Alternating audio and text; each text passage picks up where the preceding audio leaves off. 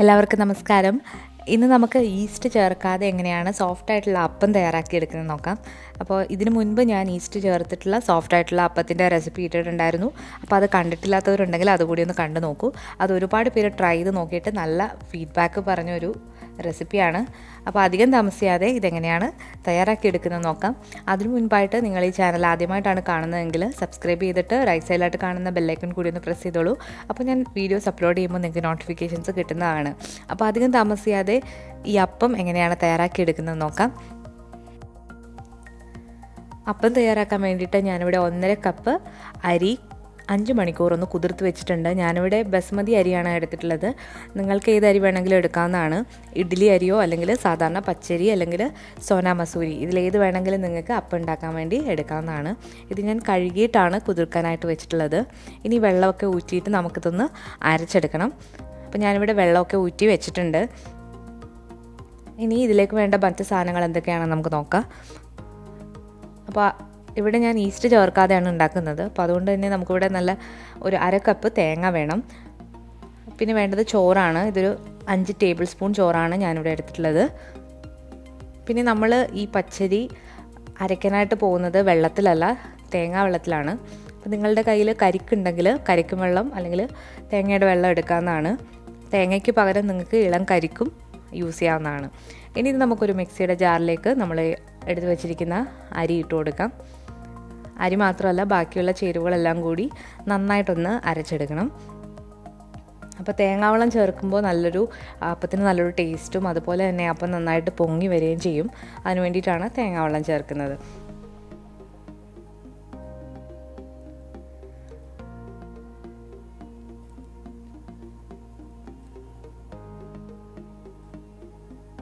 അപ്പോൾ പച്ചരി മൊത്തം ഇട്ട് കൊടുത്തിട്ടുണ്ട്. ഇനി ഇതിലേക്ക് നമ്മൾ എടുത്ത് വെച്ചിരിക്കുന്ന ചോറ് ചേർത്ത് കൊടുക്കുകയാണ്. ഞാനിവിടെ മട്ട അരിയുടെ ചോറാണ് എടുത്തിട്ടുള്ളത്. നിങ്ങൾക്ക് വൈറ്റ് റൈസിൻ്റെ ചോറാണെങ്കിൽ അത് ഇട്ട് കൊടുക്കാവുന്നതാണ്. ഇനി ഇത് കൂടാതെ ഞാനിവിടെ ഡെസിക്കേറ്റഡ് കോക്കനട്ടാണ് എടുത്തിട്ടുള്ളത്.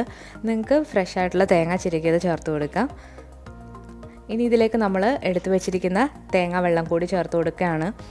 അപ്പോൾ ഇത് അരയ്ക്കാൻ ആവശ്യമായിട്ടുള്ള തേങ്ങാവെള്ളം നിങ്ങൾ എടുക്കുക. അപ്പോൾ തേങ്ങാവെള്ളം കുറച്ച് പഞ്ചസാര ഇട്ട് ഒരു ദിവസം ഒന്ന് വെച്ചിട്ട് ചേർക്കുകയാണെങ്കിൽ അപ്പോൾ ഒന്നുകൂടെ നല്ല സോഫ്റ്റായിട്ടും അതുപോലെ തന്നെ ടേസ്റ്റിലും കിട്ടും. ഞാനിവിടെ തേങ്ങാവെള്ളം അളന്നിട്ട് ഒന്ന് ചേർത്ത് കാണിച്ചു തരാം. ഞാനിവിടെ 1.5 കപ്പോളം തേങ്ങാവെള്ളമാണ് ഇതിലേക്ക് ചേർത്ത് കൊടുക്കുന്നത്. അതായത് 1.5 കപ്പ് അരിക്ക് 1.5 കപ്പ് വെള്ളം തന്നെ ചേർത്ത് കൊടുക്കുന്നുണ്ട്. അപ്പോൾ നിങ്ങൾ നോക്കിയിട്ട് വെള്ളം വേണമെങ്കിൽ കൂടുതൽ ചേർത്ത് കൊടുക്കുക. ഞാനിവിടെ ഒരു 1.5 കപ്പാണ് ചേർത്ത് കൊടുത്തിട്ടുള്ളത്. അപ്പോൾ ഇനി ഇത് നന്നായിട്ടൊന്ന് അരച്ചെടുക്കണം. അപ്പോൾ നല്ല പേസ്റ്റ് പോലെ തന്നെ മിക്സിയിലിട്ടൊന്ന് അരച്ചെടുക്കാം നമുക്ക്.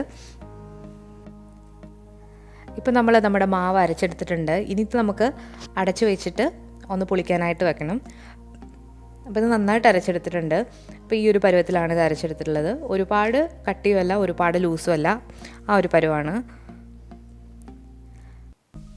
അപ്പോൾ ഇനി ഇത് നമുക്കൊരു പാത്രത്തിലേക്ക് പകർന്നതിന് ശേഷം ഒരു 8 മണിക്കൂറെങ്കിലും ഇതൊന്ന് ഫെർമെൻറ്റ് ചെയ്യാനായിട്ട് മാറ്റി വെക്കാം. അപ്പോൾ നമ്മളിപ്പം രാവിലെ അപ്പം ചൂടുകയാണെങ്കിൽ വൈകിട്ട് തന്നെ ഇത് അരച്ച് വെക്കാനായിട്ട് ശ്രദ്ധിക്കുക. അതുപോലെ ചൂടുള്ള സ്ഥലത്ത് മാറ്റി വെക്കുകയാണെങ്കിൽ ഇത് പെട്ടെന്ന് തന്നെ ഫെർമെൻ്റ് ആയി കിട്ടും. അപ്പോൾ ഇവിടെ നല്ല തണുപ്പായത് കാരണം ഞാൻ ഓവൻ്റെ ഉള്ളിൽ ലൈറ്റിട്ടാണ് അപ്പമൊക്കെ പൊങ്ങാനായിട്ട് വെക്കുന്നത്.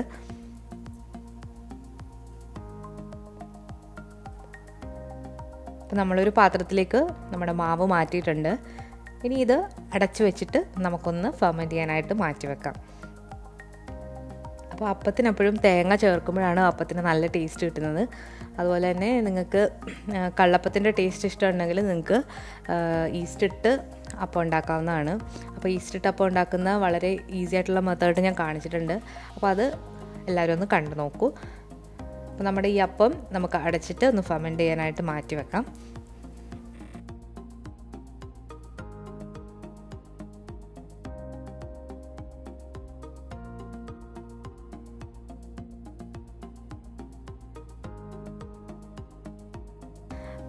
ഇപ്പോൾ 8 മണിക്കൂർ കഴിഞ്ഞിട്ടുണ്ട്.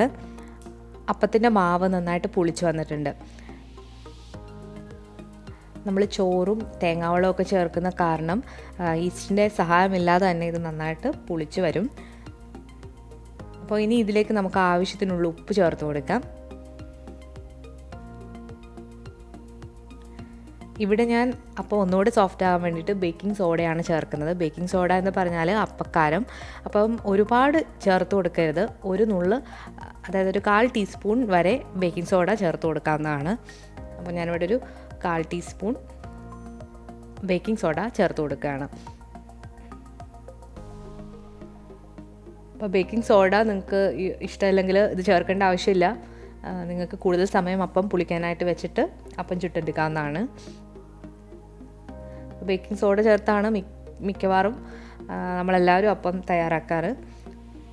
അപ്പോൾ ഇനി ബേക്കിംഗ് സോഡ കൂടി ചേർത്ത് കൊടുത്തതിന് ശേഷം നന്നായിട്ടൊന്ന് മിക്സ് ചെയ്തെടുക്കുക. നിങ്ങൾക്ക് കാണാം അപ്പം ഓൾറെഡി നല്ല ഫെർമെൻ്റ് ആയിട്ട് വന്നിട്ടുണ്ട്. ബേക്കിംഗ് സോഡ ചേർത്ത് കഴിഞ്ഞിട്ട് നമുക്ക് ഉടനെ തന്നെ അപ്പം ചുട്ടെടുക്കാവുന്നതാണ്. ഇത് വെയിറ്റ് ചെയ്യുകയൊന്നും വേണ്ട. അപ്പോൾ ഇത് നന്നായിട്ടൊന്ന് ഇളക്കി കൊടുക്കുക. അതുപോലെ തന്നെ ഓവറായിട്ട് ഇളക്കിയിട്ട് മാവിൻ്റെ ആ ഫ്ലഫ്നെസ് നിങ്ങൾ കുറച്ച് കളയരുത്. എന്നാൽ മാത്രമേ അപ്പം നല്ല സോഫ്റ്റായിട്ട് വരികയുള്ളൂ. ജസ്റ്റ് ഒന്ന് മിക്സ് ചെയ്ത് കൊടുക്കുക.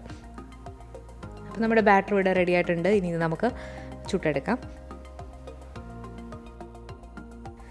നമ്മൾ ഈ തയ്യാറാക്കി വെച്ചിരിക്കുന്ന ബാറ്ററിൽ നിന്നും ഒരു തവിയോളം ബാറ്റർ നമ്മളൊരു പാത്രത്തിലേക്ക് മാറ്റി വെക്കുകയാണെങ്കിൽ നമ്മൾ അടുത്ത തവണ അപ്പം ഉണ്ടാക്കുമ്പോൾ ഇത് കുറച്ച് ചേർത്ത് കൊടുക്കുകയാണെങ്കിൽ ഈസ്റ്റും ബേക്കിംഗ് സോഡ ഒന്നും ഇല്ലാതെ നല്ല സോഫ്റ്റ് ആയിട്ടുള്ള അപ്പം നമുക്ക് തയ്യാറാക്കി എടുക്കാൻ പറ്റും.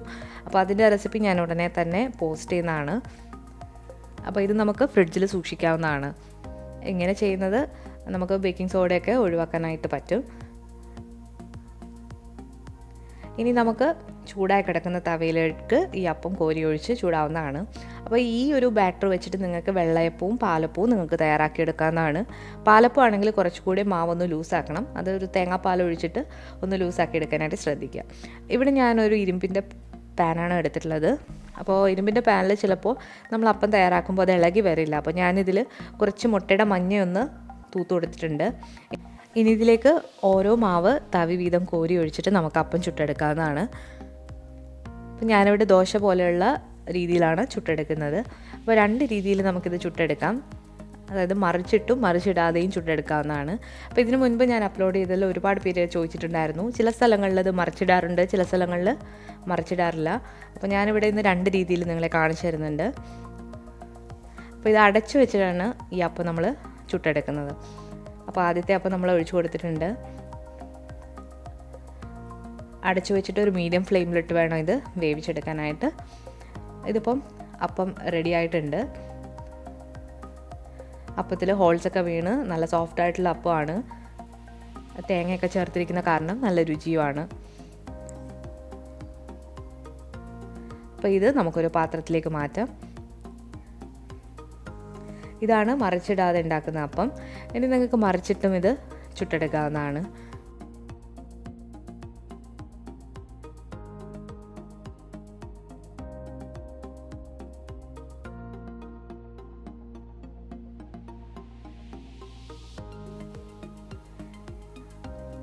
ഇനി ഈ അപ്പം നമുക്ക് തിരിച്ചിട്ടും എടുക്കാവുന്നതാണ്. അപ്പോൾ മാവ് ഒഴിച്ചു കൊടുത്തിട്ടുണ്ട്. ഇനി ഇത് നമുക്ക് ഒരു പകുതി വേവാകുമ്പോഴത്തേക്ക് നമുക്കൊന്ന് മറിച്ചിട്ട് കൊടുക്കാം. അത് ഒരുപാട് അങ്ങ് ഡ്രൈ ആയി പോകരുത്. ഇതിൻ്റെ മുകൾ ഭാഗം കുറച്ച് മാവൊക്കെ ഇപ്പോഴും അതിൽ പച്ചയായിട്ട് കിടപ്പുണ്ട്. അപ്പോൾ ആ ഒരു സമയമാകുമ്പോൾ ഇത് മറിച്ചിട്ട് കൊടുക്കണം. അപ്പോൾ അടുത്ത രീതിയിലുള്ള അപ്പോൾ നമ്മളിവിടെ തയ്യാറാക്കിയിട്ടുണ്ട്. ഇത് വളരെ സോഫ്റ്റായിട്ടുള്ള ഒരു അപ്പമാണ്. നല്ല രുചിയാണ്. നമ്മൾ തേങ്ങാവെള്ളവും തേങ്ങയൊക്കെ ചേർത്തിരിക്കുന്ന കാരണം വളരെ ടേസ്റ്റി ആയിട്ടുള്ള ഒരു അപ്പമാണ്. എന്തായാലും നിങ്ങളെല്ലാവരും ഒന്ന് ട്രൈ ചെയ്ത് നോക്കുക. ഈസ്റ്റ് വീട്ടിലില്ലാത്തവരിനി ഈ രീതിയിലൊന്ന് ട്രൈ ചെയ്തിട്ട് ഫീഡ്ബാക്ക് അറിയിക്കുക.